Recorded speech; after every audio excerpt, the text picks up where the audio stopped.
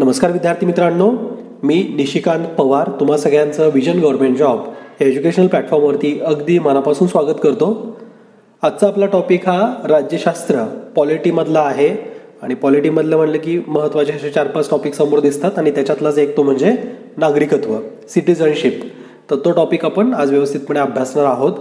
आणि आपला कल जो असणार आहे ना, हा भारताचं नागरिकत्व कसं मिळतं हे समजून न घेता भारताचं नागरिकत्व कसं सोडता येतं हे समजून घेण्याकडे जास्त असेल, कारण आपला टॉपिक त्या रिलेटेड आहे.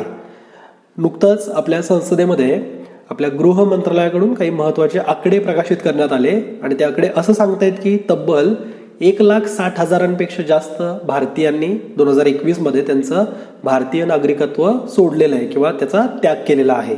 इतर देशांमध्ये ते स्थायिक होत आहेत आणि भारताचं नागरिकत्व सोडतायत. तर ही आकडेवारी आपल्या गृह मंत्रालयाकडून प्रकाशित करण्यात आली. महत्वाची आकडेवारी आहे. परीक्षेमध्ये क्वेश्चन बनतो का याच्यावरती? यस, बनतो. इंटरव्ह्यूमध्ये विचारतील का मुद्दे? हो, विचारतील. आणि थोडं तुमच्या बुद्धीला सुद्धा तुम्ही चालना द्या. आणि तुम्ही आय होप की गेस करत असाल की भारताचं नागरिकत्व का सोडतायत. बरेचसे कारणं दिसतील ना समोर. तर तुम्ही म्हणाल की सर बेरोजगारी वाढतीये त्याच्यामुळे भारतातून इतर देशांमध्ये पलायन वगैरे करतात.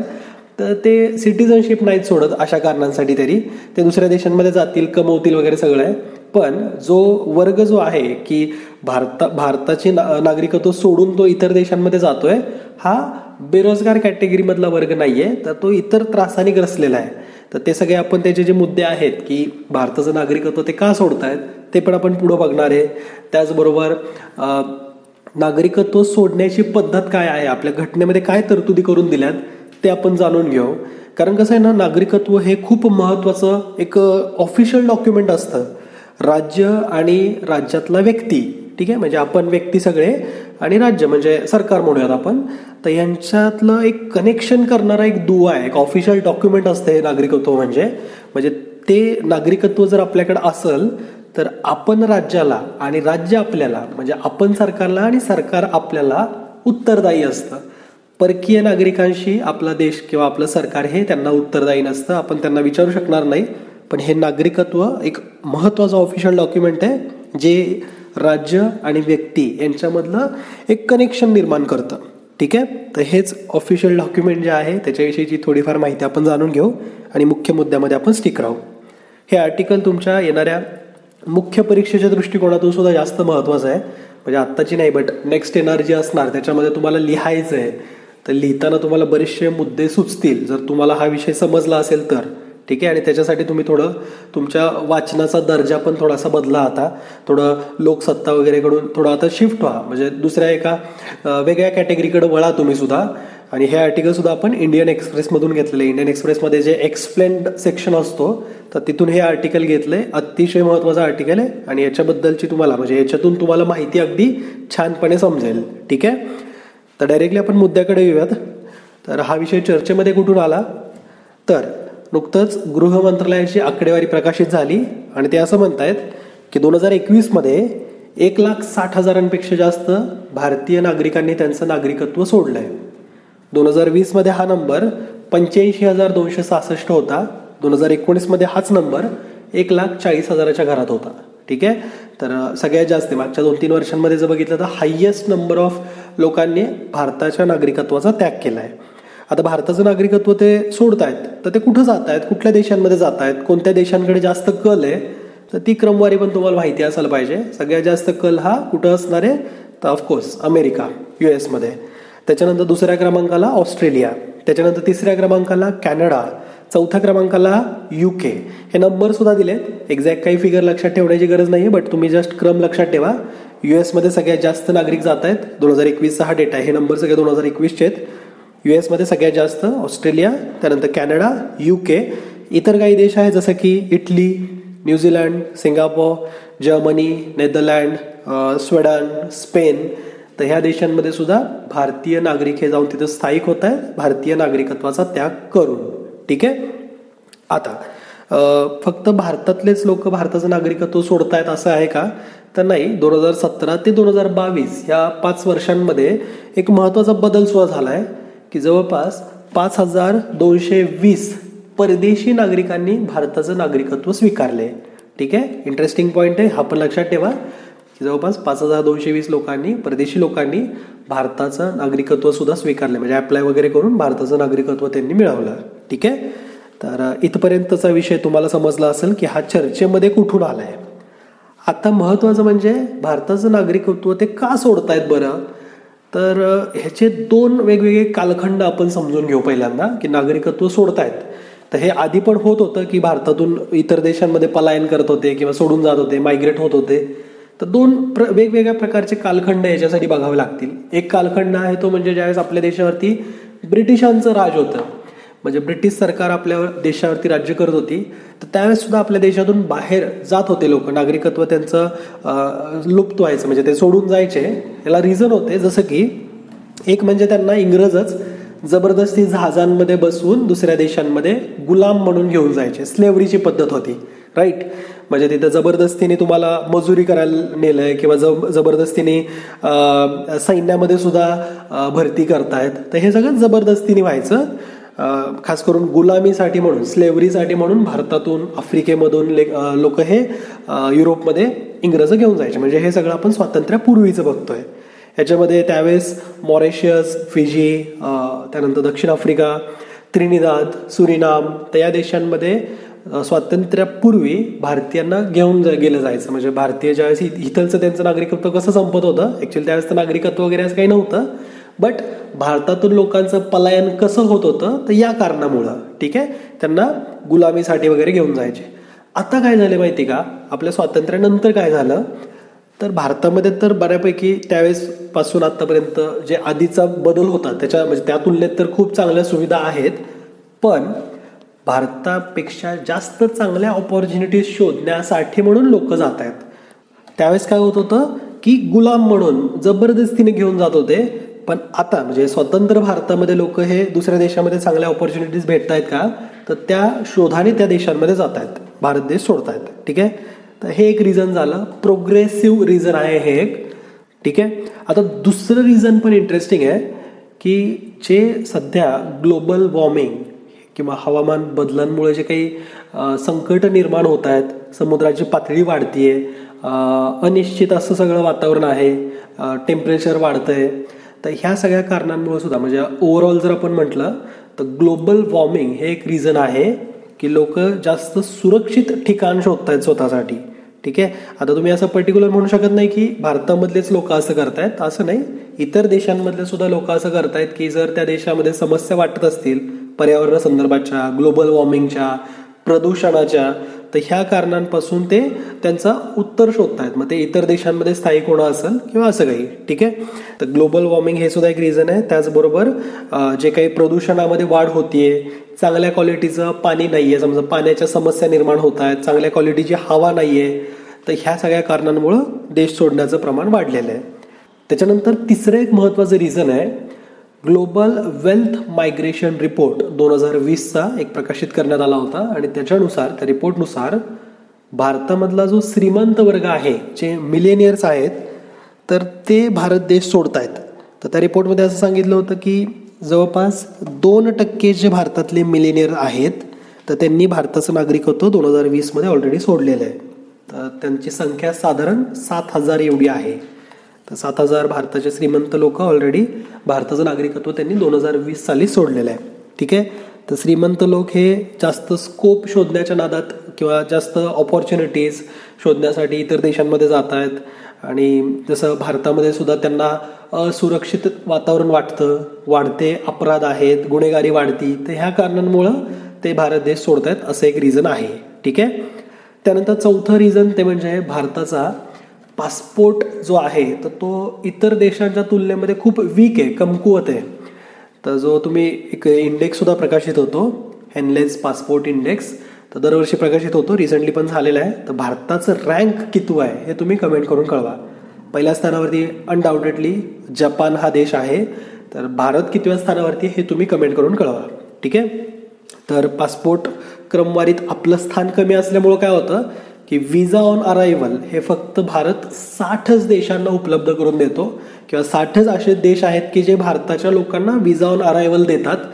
तर त्याच्यामुळे सुद्धा असा श्रीमंत वर्गांचा जो गट असतो ना, तर त्यांना वाटतं की अरे व्हिसा काय प्रत्येक वेळेस काढायचं, हे करायचं आहे, त्याच्यामुळे मग ते नागरिकत्व सोडतायत. हे सुद्धा एक रिझन आहे.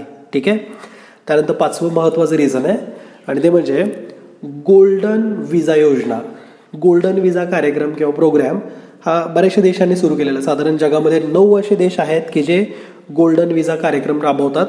आणि त्याच्यामध्ये मग जसं माल्टा आहे, पोर्तुगाल, ग्रीस, UAE हे सुद्धा सगळे देश आहेत.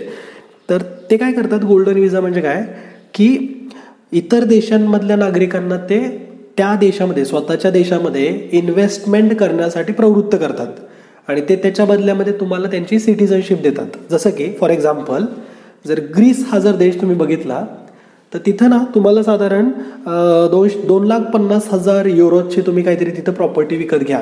ठीक आहे. म्हणजे एखादं घर घ्या, 2,50,000 युरोज किमतीचं असायला पाहिजे ते. तर त्या बदल्यामध्ये ते तुम्हाला त्याची सिटिझनशिप सुद्धा देतात. म्हणजे तुम्ही इन्व्हेस्टमेंट करा तिथं, समजा घर घेतलंय, जागा घेतली किंवा काही XYZ इन्व्हेस्टमेंट तुम्ही करा, तर त्या बदल्यात ते तुम्हाला त्या देशाची म्हणजे ग्रीसचं नागरिकत्व तुम्हाला मिळतं.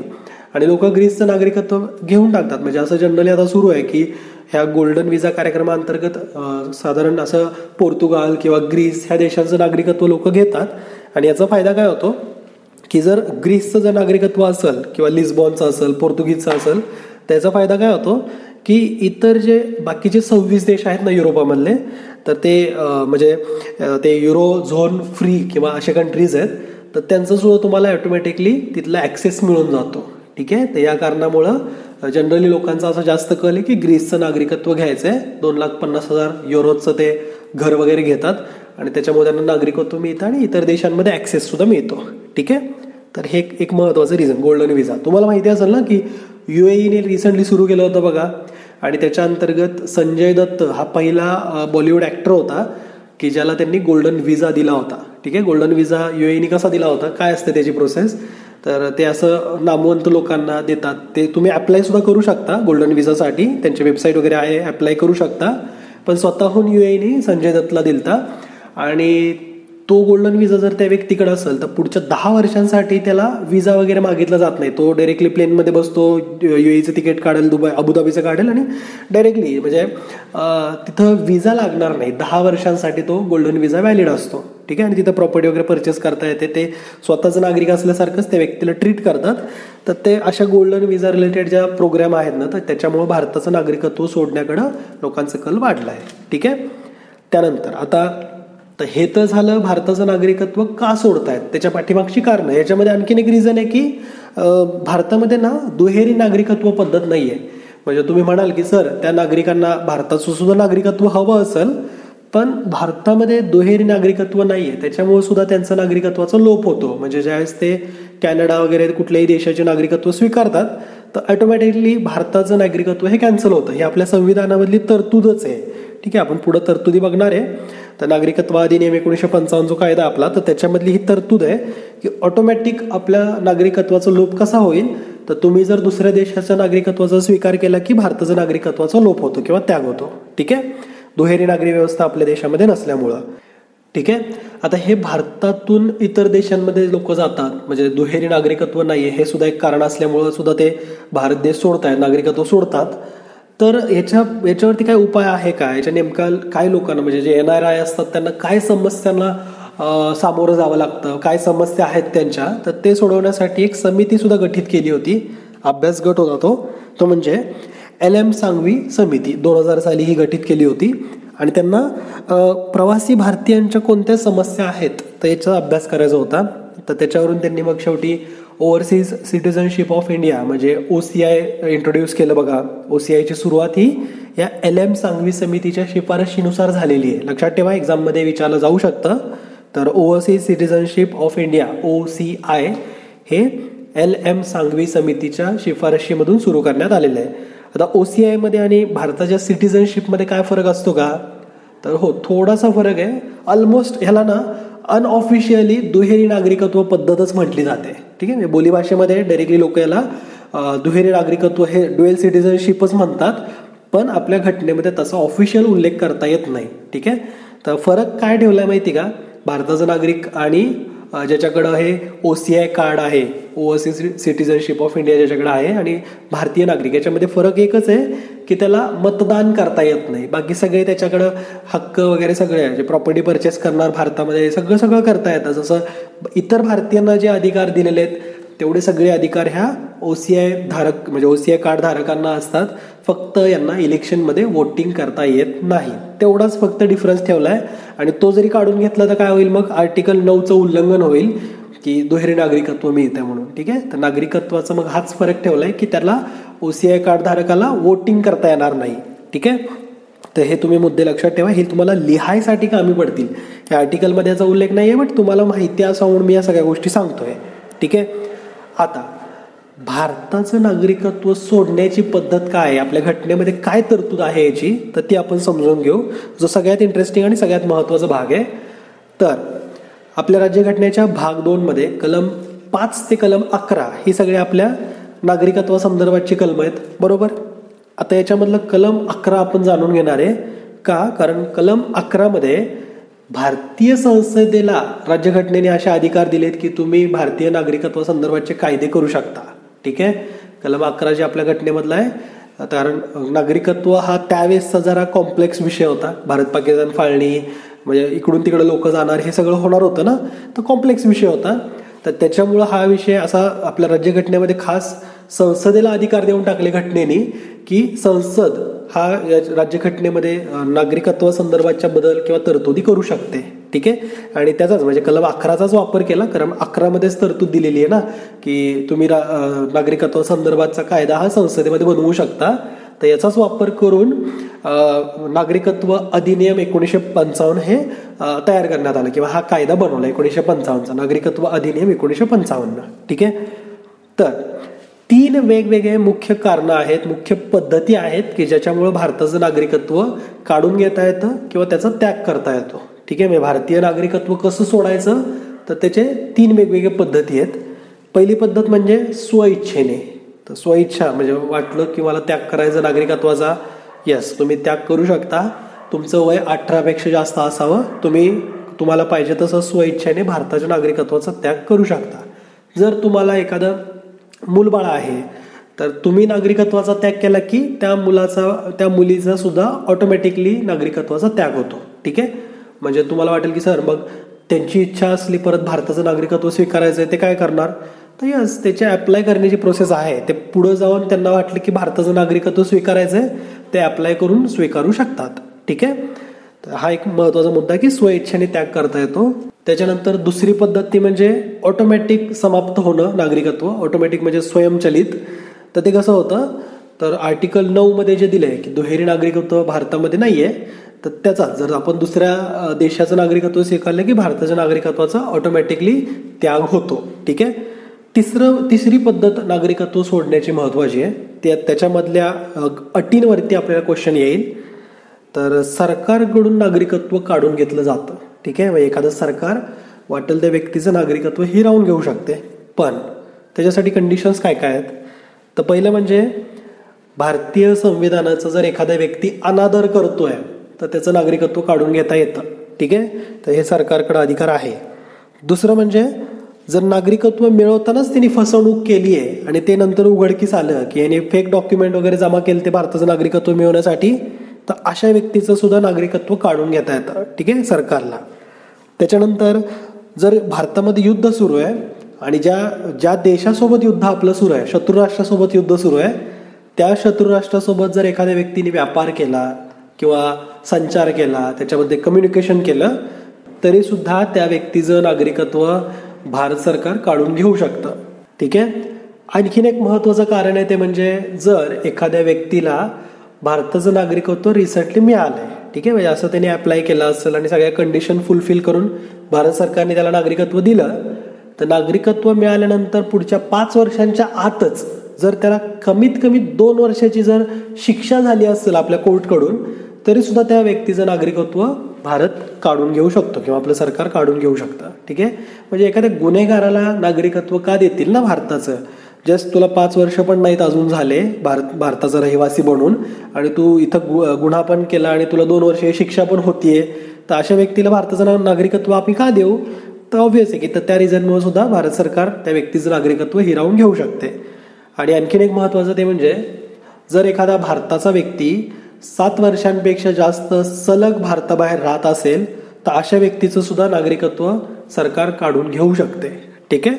तर हे काही आपण भारताचं नागरिकत्व कसं सोडता येतं, स्वइच्छेने, ऑटोमॅटिक आणि सरकार कसं काढून घेऊ शकतं, ह्या पद्धती पण आपण व्यवस्थितपणे बघितल्यात.